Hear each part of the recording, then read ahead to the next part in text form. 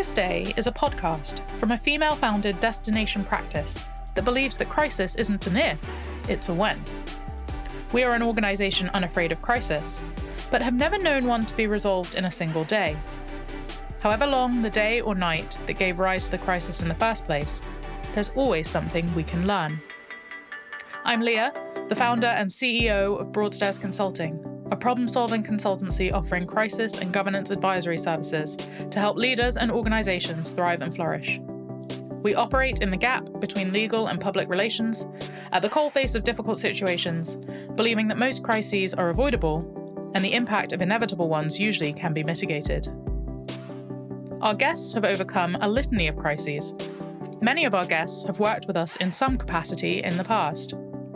All of them have stories worth hearing. We trust them to make this worth your while. We hope it helps you trust us.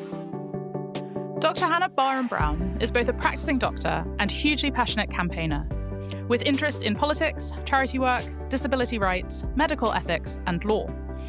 As well as working as a GP registrar, she is also a governor of Motability, a fellow of the Royal Society of Arts, speaker, media commentator, and in her own words, a social media stalwart.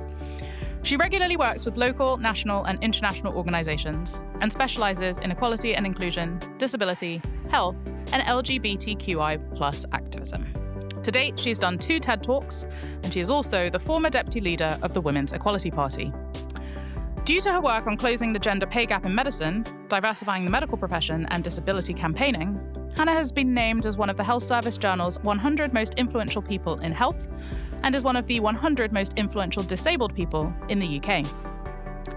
Hannah and I met 17 and a half years ago in Freshers' Week somewhere in the courtyard of Durham Castle, where we were both undergraduates. Alongside our chapel choir and musical theatre rehearsals, we decided to set up an a cappella group we called the Pink Stilettos. Even back then, she knew how to foster my love of politics by arranging an internship for me with our local MP. Since then, she's listened to chapters of my memoir whilst we've been hurtling down the motorway, and most recently, we've met at her parents' home, where we've stewed apples and drunk copious amounts of biscuit tea as we've discussed books, diagnoses, grief, exams, and the state of the Church of England. To say I'm delighted to be interviewing her would be an understatement. Hannah, Dr. Hannah, welcome to The Longest Day. Thank you. Well, perhaps you would like to describe your longest day. So, I think having spent probably too many years in the NHS, there are a lot of very, very long days. They often blur into one. But I think the one that kind of immediately leapt out to me was a really good encapsulation of this role that I've ended up playing a lot of being both patient and doctor, or family member and doctor, because I have a lot of relatives who have decided to get very sick and in some cases die on me disgustingly young. And so the longest day was actually technically a night. But my brother Gareth had a heart transplant when he was 14 and I was 16.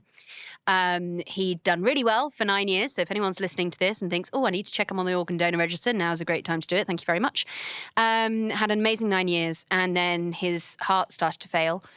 I was in my penultimate year of medical school, or second year of my 4-year degree at medical school then. His heart started to fail. He was taken into hospital whilst they tried to plan whether they were going to put him back on the transplant list for another one. But unfortunately, he developed sepsis very quickly. And in the early hours of Boxing Day of 2013, he succumbed to sepsis. He died. And that night was pretty horrific. So for context, my father's a priest. So Christmas is quite a challenging time in my household anyway. We're quite used to being torn in multiple different directions, and we've always had quite a weird relationship with Christmas. But this Christmas, Gareth was in hospital. It was actually our 3rd hospital, ITU Christmas as a family. We've got forms. So we thought we kind of knew how this worked. But Gareth was in, and he seemed to be getting worse, not better. And at about 10 o'clock on Christmas Day night, we got a phone call saying, look, he's really not looking good. You should probably come in, which generally is, having made that call a number of times, is not what you want to hear. So we went in, and it became very evident that he was developing what we now know was sepsis. Nobody could really work out what the source was, and they didn't really know what they were handling, what they were trying to do. So they were frantically trying to investigate everything, because you don't normally have 24-year-old men die in ITU. And what they were doing was they were coming out and explaining to me and my other brother and my parents what was going on. They were trying to do all of this. And having been a nurse before and being halfway through my medical degree at that point, I knew the pressures they were under. I knew the stress they were under. And my family were very aware of this as well. I am the only medic, the only healthcare professional in my family, but we've spent enough time in hospitals at Christmas to know you're not exactly overstaffed. Any time that they are spending with us, they're not spending with him. So quite quickly, we kind of made the decision, right, you're going to come and talk to me in medical talk. Like, just say exactly what you need to say, get out of here, get back to him, and let me explain this to my family. And in a way, it really helped me go into coping mode. It helped me go into this professional mode of, I just need to translate this for them. And there was a point where they said, right, we're going to send Gareth down for a CT scan. It's the other side of the hospital.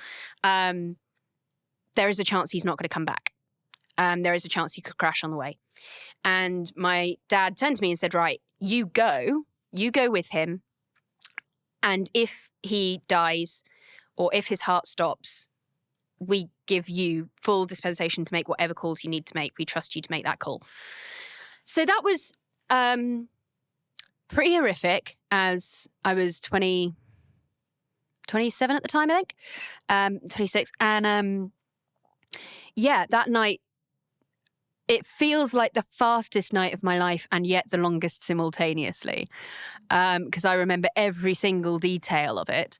And in the end, he came back from the CT scan, thank goodness. So we got like a little bit of time, and I mean literally a few minutes with him before he sadly passed away.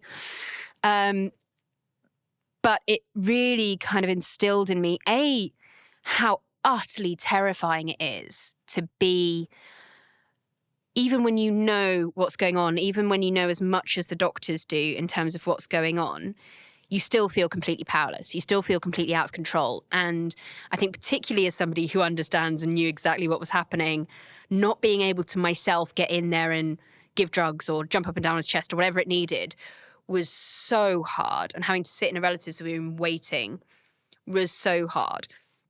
And it's something that I've always tried to kind of carry through my practice from then on.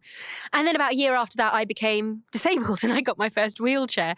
And since then, I've found myself living in this space of being a visibly disabled, neurodivergent woman in a wheelchair who nobody expects to be a doctor. I mean, people come into my clinic room and go, oh, I'm so sorry, I didn't realize you had a patient in here, and walk out again. Like, I regularly have to chase people down the corridor going, no, come back, I'm your doctor.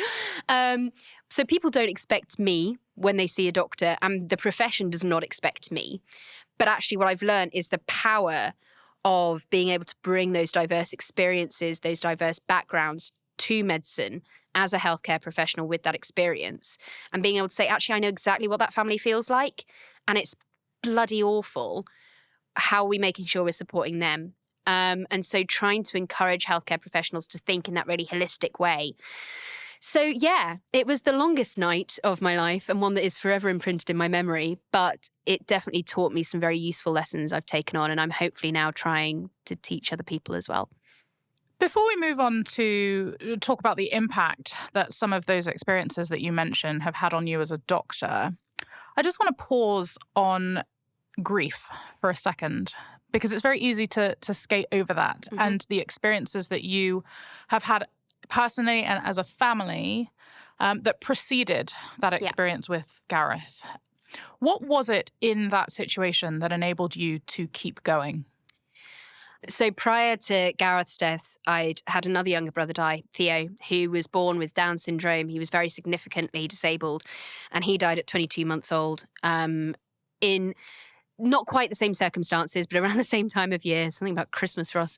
And so we'd kind of almost been there before a little way. So we knew what would happen. We knew what the outcome could be, and we knew how we as a family dealt with that to an extent and the roles we took. And I guess since that point, I'd obviously had quite a lot of medical training. So that had happened while I was doing my nursing degree. Gareth died during my medical degree. I've had to promise my other brother I'm not going to take up another degree. So, you know, all of these things kind of happened at once.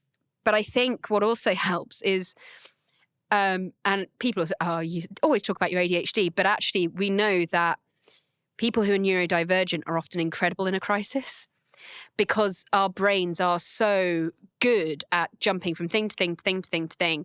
And we are so good at going, right, what's the priority now? What's the priority now? That actually, when it comes to situations like that, we can go, what do I need to be? I've spent most of my life masking a lot of my ADHD traits. So it means I can just put myself fully into the role of, I need to be this for my parents. I need to be this for my brother. I need to be this for these healthcare professionals who are trying to save my other brother's life. That's just what I'm going to do. The flip side of that is that it can end up being a really unhealthy way to go about your life if you're not careful. So I did that very typical medical thing of had this huge trauma, and 2 weeks later I was back at med school. We had Gareth's funeral. I went back to med school, started sitting exams again. And I never, and I mean never, gave myself time to process that. There was no therapy, there was no counselling. And it's only in the last couple of years I've really realised how much I lost by not having that support then in terms of practical kind of professional help. Because now I've become an ambassador for the Good Grief Trust, which provides this. It's an umbrella organisation of like 800 different groups that support people who are bereaved. And I've learned how much I should have had, and I've learned how much it impacted me not having that. And grief doesn't go away. It doesn't just fade with time. It doesn't get easier. It just comes in a different way. And if you don't take the time to process, if you don't take the time to manage it, it kicks you in the ass when you least expect it. And I think that's something that we need to be more aware of as a society, because at the moment we have a culture around grief which is almost embarrassed. It's almost embarrassed to, it's a very kind of like this British thing of you can't be seen crying, you can't like snot everywhere, like you don't do that. And that's so unhealthy mentally and physically. It has a huge physical health impact. So yeah, I think there's a flip side to it of I became who I needed to be at that moment. And it's useful to know I can do that if needed. But at the same time, getting myself back out of that role afterwards did not happen for a very, very long time. And that was a real problem I'm still dealing with, if we're honest. Well, that's what I was going to say. I mean, there's obviously been a period of time where you've been able to reconcile your performance in a crisis with your responsibilities day to day as a GP. How would you say your experiences of crisis are helping you right now? So right now, my dad has a 1 in a million cancer because, God, my family do rare, right? So my father was diagnosed with appendiceal cancer in August, September. And if you didn't know that you could get cancer of your appendix, no, neither did most of us. So, and that's been really horrific, actually. He had huge surgery, which we hoped was going to get rid of it, and it didn't. And he's now having what is likely to be palliative chemo. And it has been really interesting, I think, because my father and I are basically the same person, except he has a beard and I have a better wheelchair. And I have a wheelchair. And so that's been really interesting in that I think my father and I always kind of took the role of keeping everyone going through a crisis. And now that crisis is my dad, or around my dad, though he does have his moments, that kind of, it means that a lot more of it feels like it's fallen to me to kind of manage a lot of that for everybody else. And to do that, I realised quite early on, and with a lot of support from some people who were sort of like, get therapy, Hannah, that yes, I needed to get some therapy. And it wasn't about processing everything that's happened before, though that is a big part of it, but it was also about having someone there whilst I'm going through it, so I don't end up in the same situation in 5 years' time when somebody else in my family decides to get sick. So I've kind of learned from the experiences with Gareth and Theo that actually get support and get it early and get those people around you, because it's a huge burden to put on me. It's a huge burden to put on my partner and everybody else around me. So actually taking the time to get that professional help in and having an hour a week where I can just go, life is really crap sometimes, enables me to keep being a decent partner, keep being a decent daughter, be a relatively useful doctor, hopefully, and do all the other stuff I do without being completely consumed by it. One of the things that I imagine has been quite challenging is when you have a lot of life experience, you get propelled into the spotlight. You get expected to be a spokesperson, and there's an expectation that you can lead everyone. Let's talk about the people that you've had around you. How has your team encouraged you to thrive and flourish in unthinkable circumstances? So I've always been lucky in that, my family are, for all they're really bad at staying alive, they are incredible people. They're just really bad at the health thing. So, they've always been very good. And I remember the day I got my EDS diagnosis, so the day I was diagnosed with Ehlers-Danlos syndrome, and my kneecaps had started dislocating. I'd tried to run a half marathon, kept running, even though my kneecaps kept dislocating. Terrible medical advice. Don't do that. And I finally got to see the specialist who diagnosed me with this super rare condition that, obviously, being a massive hypochondriac medical student, I'd already decided I had. It's nice to be right for once.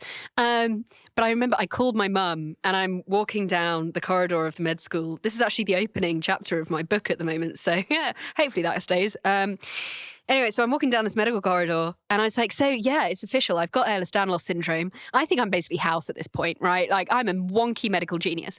So I'm walking down, I was like, yeah, it's Ehlers-Danlos syndrome, blah, blah, blah. And there's no cure, but there are various treatments we can do to try and make sure it doesn't get, too horrific. So yeah, I'm disabled. And she's just like, that's fine, darling. So do you have lectures this afternoon? And I was like, Mum, I've just told you I'm disabled. Now, for context, my mother is a wheelchair user and has been disabled since long before I was born. So she's like, yes, Hannah, I was disabled when I went to Cambridge and read law and graduated very successfully. What is your point? I was like, okay. So I went to that microbiology lecture. I can't tell you that I understood a word of it. I almost certainly didn't. But I went and I carried on. And I think because I've been surrounded by people who've kind of gone, you know what, life has to continue. Life has to carry on. And the best we can do is make the best we can out of a crappy situation. So you can take these experiences and, as you say, become a bit of a spokesperson for stuff. So I ended up working with an organ donation charity for a while and doing loads of other stuff. And now I talk a lot about disability and gender and sexuality. And I guess it's about taking those experiences and going, this was awful. This was horrific. I would not wish any of that on my worst enemy. So how can I ensure that nobody has to have quite such a bad time of it? What can I do? How can I use my considerable privilege as a white, cis, disgustingly overeducated woman with doctor in front of her name? How can I use all of that stuff to ensure that the version of Hannah that's not any of those things has the same outcomes as I would expect? So I guess having that team around me has been great. And yeah, having a partner who's just there and goes, it's okay to ugly cry and snot everywhere, when I've almost trained myself not to a lot of the time, is really helpful.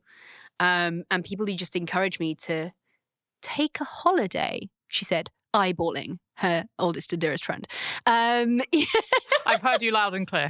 But, having people who just go, you need to stop, mate, and listening to them, that's the thing I've always found really hard. People have been telling me to take a holiday and stop for a long time.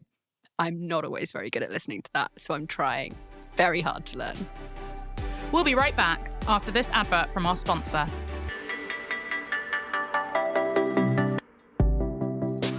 This episode of The Longest Day is sponsored by Grosvenor Search, a specialist NED recruiter in the asset management space. Board diversity shouldn't be reducible to tokenism. Rather, efforts to diversify boards must be focused on ensuring that the top 5% of talent are identified and, once recruited, empowered to strengthen existing boards. Grosvenor Search offers a targeted approach to ensure that your board receives the most impressive diverse talent. For more information, email info@grosvenorsearch.com. Let's get back to today's guest. Switching tack slightly, you took the mantle of activism in the Northeast extremely seriously in your capacity as former deputy leader of the Women's Equality Party, taking on a police commissioner. Uh-huh. What is it that creates this fire in your belly to take other people's crises and make good come from them? So there is something known as justice sensitivity in ADHD, where when we see something that's wrong, we can't let it go. We can't drop it. And it's quite a recognised phenomenon in neurodivergent people, particularly neurodivergent women, I believe, is that we have to, when we see something, we have to try and fix it. And I think also, I mean, that situation, so the previous police and crime commissioner had made some truly horrific comments following the murder of Sarah Everard. And it became very gaslighty, very victim-blamey, and for a very long time refused to acknowledge the impact of his comments. So shockingly, I was not going to be standing for that because I felt that the people and the women, particularly of North Yorkshire, deserved a hell of a lot better from the person who was meant to be responsible for their safety. So I think it's about sitting there going, I'm not very good at just sitting and listening and thinking about things. I want to make active change happen. Life is so short, painfully, devastatingly short, and we never know when we're going to go under a bus. Frankly, like that's where we exist. And I refuse to countenance the idea that I could die having not made the most of the time I have on this planet. I would see that as a huge disservice, not only to myself, but to everybody around me who has supported me and who did not get that time to do all of those things. I've worked with some truly remarkable people in the charity sector who, due to their conditions, have died disgustingly early. And so it's not about me being seen as, this person who goes out and kicks ass and changes things. It's about me going, this is what Emily would do. This is what Gareth would do. This is what all of these other people I've cared so much about would do now. They can't, so I'm going to do it for them. And I'm going to try and make the world a better place than it was when I turned up. And if I can leave having done that, I think we're okay. If I go under the bus knowing I've made the world a bit better, yeah, that's all we can really hope for, I think. Is there anything that you would do differently as you cast your eyes back over your GP training, your medical training, your time as a nurse? I think, firstly, therapy. But I think I would have tried to shut out all of the extraneous noise a lot more and a lot sooner. I was very lucky in that, I was raised by two strong feminist parents who were always kind of like, you know what, the world isn't an equal place. That does not mean it's okay. And that does not mean it can't get better. But acknowledged that, but still had really high expectations of me. But I think I still very easily along the way got sucked into a narrative that I didn't actually want. If I look back at who I was 6 years ago, I was in a very different place when I was graduating medical school. I had very different life plans.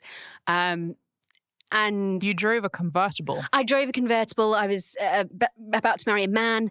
On many levels, I was a very different person. I had, blonde highlights as opposed to a red undercut. I was not really spending much time in a wheelchair comparatively. But it's like the kind of frustration and the determination to fix things was always there. It was always bubbling under. But I felt this urge to suppress it. I felt this urge of that's not what's expected. That's not what's considered appropriate.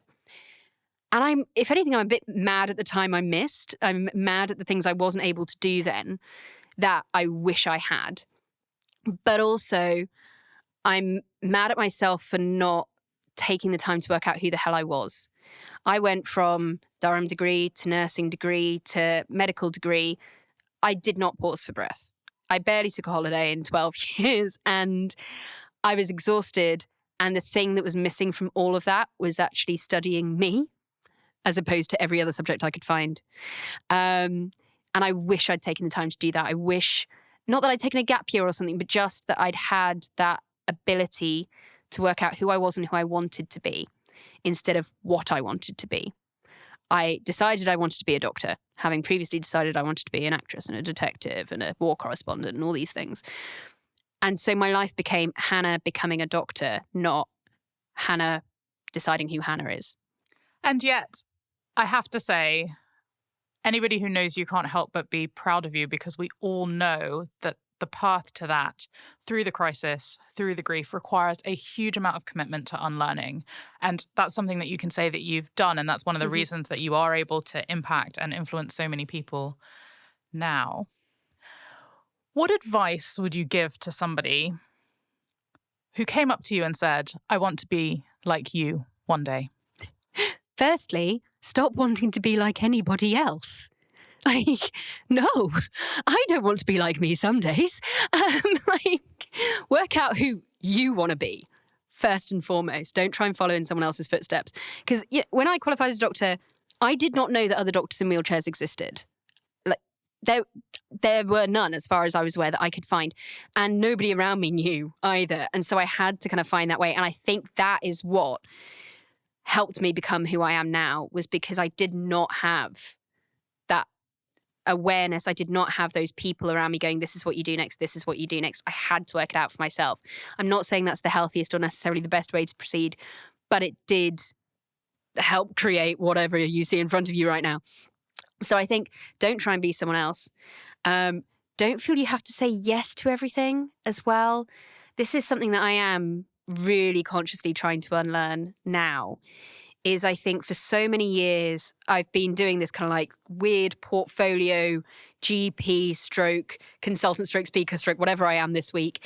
And I felt I had to say yes to everything. I felt I had to grab every opportunity because, oh my goodness, wasn't I lucky to be offered this? Wasn't I so, my therapist said the other day, the problem with you, Hannah, is you have your filter on back to front. So every time anyone says anything nice about you or praises any of your achievements, you're like, great, move on. Or you self-deprecate. And every time anyone says anything mean about you, even if you don't know who they are, they're a troll, whatever it is, you hold that.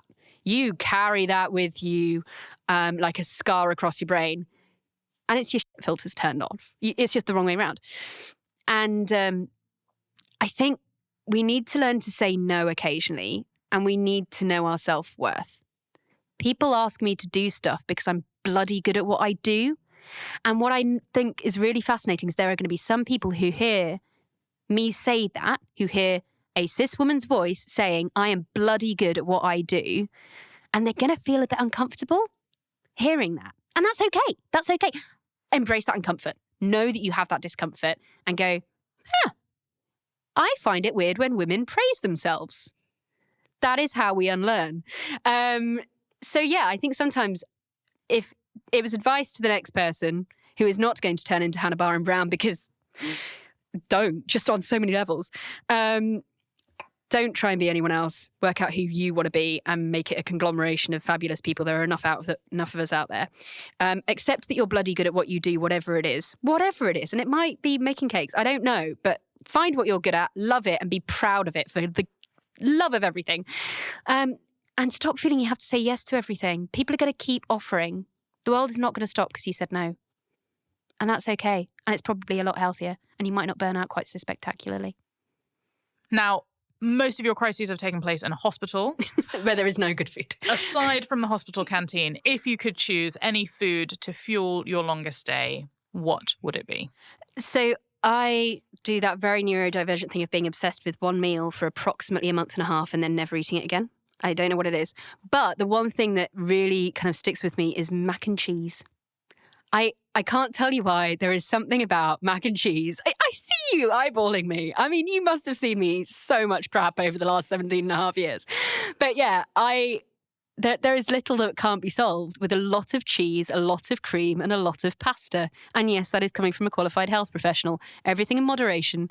But for the love of goodness, if you're having a crap day, eat that. And also, low GI, have some oats, blah, blah, blah. It'll help energize you through. But yeah, mac and cheese. And copious amounts of red wine if needed, because occasionally, again, totally fine. Oh, Hannah, thank you so much. This has been absolutely wonderful. I rarely beam from ear to ear, but that is certainly what I've been doing for the last 25 minutes. So thank you so much for joining us on The Longest Day. Thank you.